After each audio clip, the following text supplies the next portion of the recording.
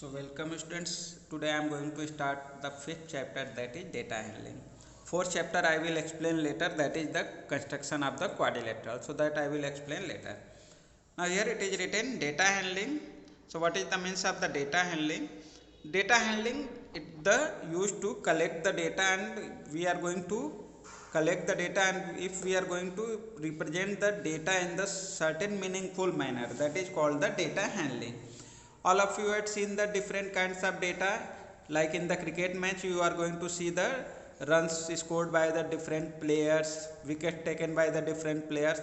So that is the part of the data handling. So here certain examples are given here: runs made by batsmen in the last 10 matches, number of wickets taken by bowlers in the last 10 ODIs, या marks scored by the students of your class in mathematics unit test. Suppose that if your subject teacher is going to take the test, he or she is going to write down the marks of each and every students in a certain format, that is on a paper. So that is also a data. The marks collected by the student, that is the data. And if your teacher is going to represent that data in a table or in any graph, that is called the data handling. Now the information collected in all such cases is called the data. If you are going to collect the numerical information, like if you are going to collect the marks of the students, if you are going to collect the height of the students, if you are going to collect the number of wickets taken by any bowler, that is the different kinds of data. So data is usually collected in the context of the situation that we want to study. So that is the data. Now I am going to explain how you are going to represent the data. So here one way to represent the data is a pictograph.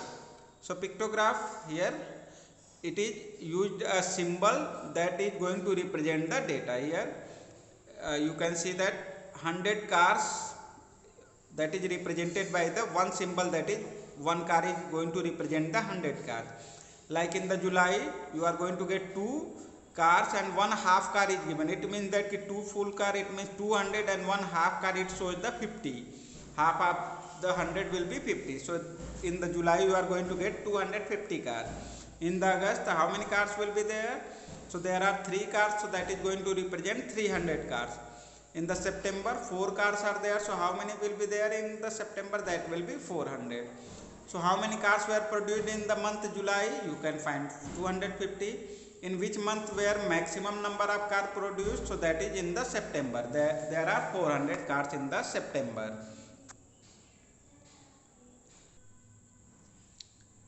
Now next representation of the data is bar graph. So what is a bar graph? It displays the information using bars of uniform width and their height being produced to the respective values. So bars means that rectangular boxes which you are going to see, that is called the bars. So that is going to represent the data. So the height of the each and every rectangular box is going to represent the what is the value of the data. So height is going to be changed according to the value of the data. All of you represented the data on the graph paper by the bar graph. So that is the bar graph. Here you are going to find that on the x-axis, that is academic year is written, and on the y-axis number of students in class 8th, that is written. So that is the bar graph. Now next is double bar graph. So a bar graph showing 2 sets of data simultaneously, it is useful for the comparison of the data.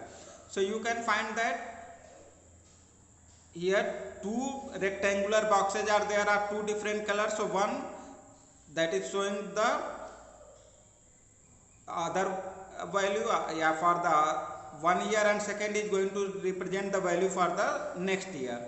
Now here for the math, in the year 2005-2006, that is the white rectangular box is going to represent, and 2006-2007, that is going to be represented by the black rectangular box. So it is useful in the comparison of the data. You can compare the data by the double bar graph. Now organizing the data. Suppose that if you are going to collect the data that is on a paper, that is not organized. If you are going to organize the data, it means if you are going to organize the data in a systematic manner so that it will be easier to understand the data, it will be easier to compare the data. That is called the organizing the data. Sometimes you are going to organize the data in the table format, sometimes you are going to organize the data in the form of graph. So that is called the organization of the data, organizing the data. Now here the data is represented in the table format. Like here you are going to get for the subject, tally marks and number of students that is written. Here it is art. In the art, what is the tally mark? Tally mark is going to represent the data in the bars form. If you are going to if you are going to find the data, that you are going to represent with the tally mark. Like if you are going to get 1, then you are going to draw the 1 line. If you are going to find the second, then you need to draw the second line. So that is called the tally mark. So here tally marks and number of students. For 5 tally marks, here it is 1, 2, 3, 4, and for the 5th you are going to cross it. So that is 5, then 6, 7. So that is with the help of tally marks you are going to represent the number of students. So that is the representation of the data in the table format. Now what is called the frequency? A particular data is going to represent how many times, that is called the frequency. Frequency gives the number of times that a particular data occurs, a particular entry occurs, that is called the frequency.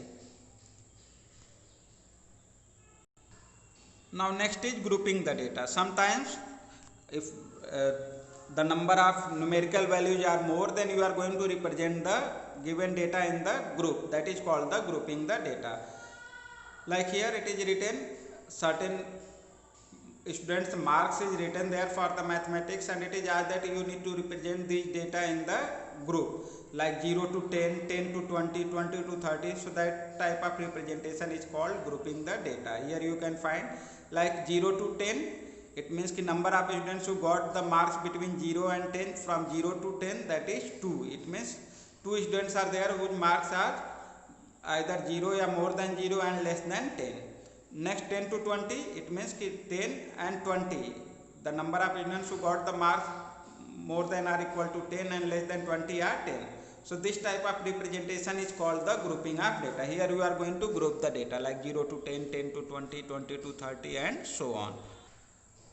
Now if you are having the data in the group, if you had represented the data in the group, then how you are going to represent it on the graph? That is called the histogram. If you are going to represent a group data on the graph, that type of representation is called the histogram. So here I will explain the histogram in the very detail when I will explain the questions in your exercises. So students, in the next video I will discuss on the exercise question, that is exercise 5.1. So before that you need to again go through that definitions, what is graph, what is bar graph, what is a double bar graph. So these type of definition you need to go learn it, and after that I will start the exercise 5.1 in the next video. So thank you students.